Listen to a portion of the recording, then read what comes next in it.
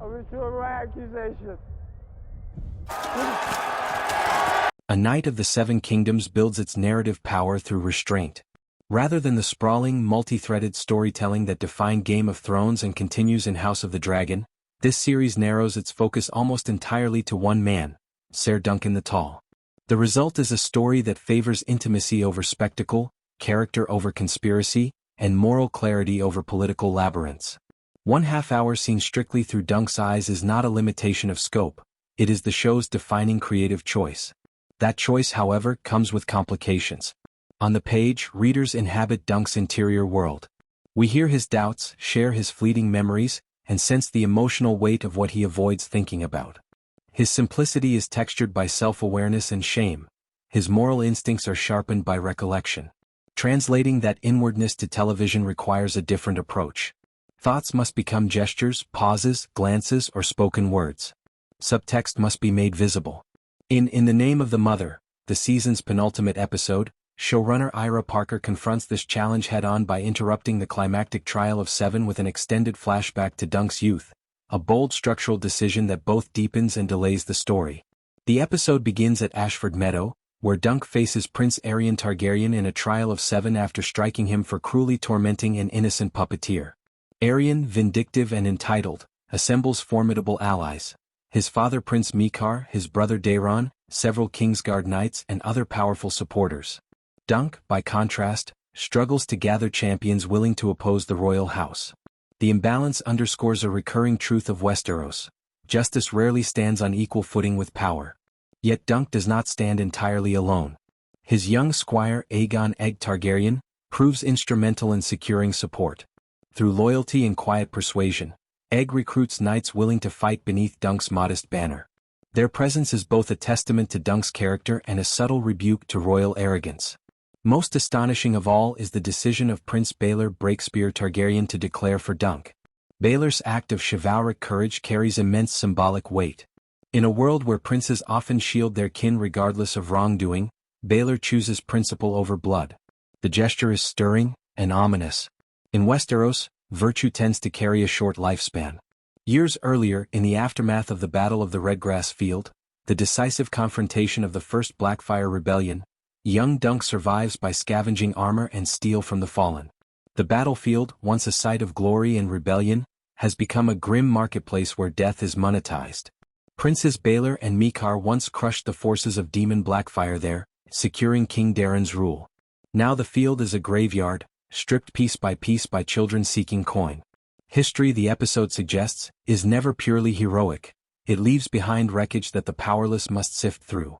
Flea Bottom itself is rendered as suffocating and lawless. The streets are narrow, filthy, and loud with suffering. Open-air surgeries, drunken brawls, pickpocketing, and extortion by corrupt watchmen create an atmosphere where violence is routine. Dunk and his companion Rafe dream of escape across the narrow sea to the free cities, a fantasy of reinvention. But opportunity is scarce and cruelty is constant. When Rafe falls victim to that cruelty, Dunk learns a formative lesson. Harm does not disappear. It returns.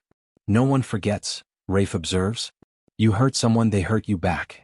The franchise has long emphasized this theme. Debts, whether political or personal, accumulate interest. The flashback clarifies a key line from the novella. Prince Aerion might defeat Ser Duncan the Tall, the knight in armor, but he cannot defeat Dunk of Flea Bottom. That distinction matters. Dunk's resilience is not born of training halls or noble lineage. It is rooted in hunger, loss, and the daily necessity of endurance. His instinct to protect the weak arises from having once been powerless himself. The vow, in the name of the mother, a knight's promise to shield the innocent, resonates more deeply once we see what shaped him. Still, the structural gamble divides opinion. On one hand, the flashback enriches the world building, particularly regarding the Blackfyre Rebellion. When Martin first wrote The Hedge Knight, much of that history was lightly sketched.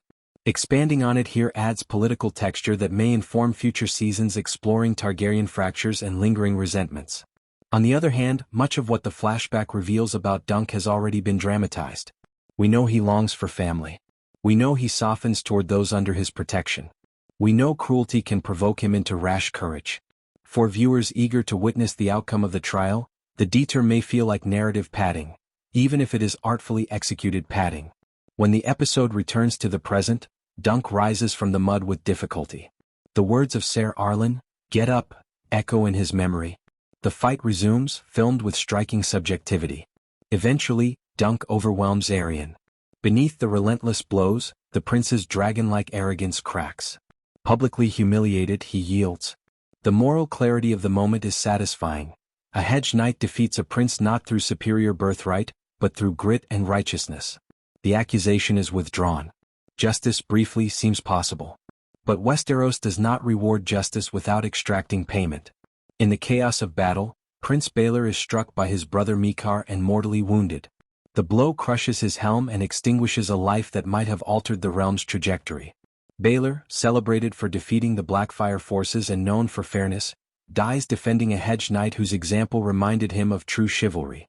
The tragedy reverberates beyond Ashford Meadow. What might Westeros have become under Baelor's eventual rule? The episode offers no answer, only absence. Baelor's death reinforces the franchise's enduring thesis: good deeds rarely go unpunished. Honor invites danger. Idealism courts ruin. Dunk survives, but survival carries grief. Victory tastes of mud and loss. The smallness that defines the series becomes its strength in this moment. Rather than pivoting immediately to political fallout across the continent, the story remains with Dunk's limited understanding. He cannot grasp the full implications of Baelor's death. He can only feel its weight. In the Name of the Mother ultimately functions as both culmination and caution. It celebrates Dunk's moral core while reminding us that virtue operates within a brutal system. The flashback may interrupt momentum, but it sharpens the emotional stakes of the trial. We see that Dunk's courage is not abstract chivalry, it is the hard-earned defiance of someone who has known abandonment and injustice. In the end, the episode suggests that history turns not only on dragons and crowns but on moments of stubborn decency. Dunk cannot control the realm's tides. He can only stand, rise when knocked down, and defend those before him. In Westeros, as in life, that may be both heroic and heartbreakingly insufficient.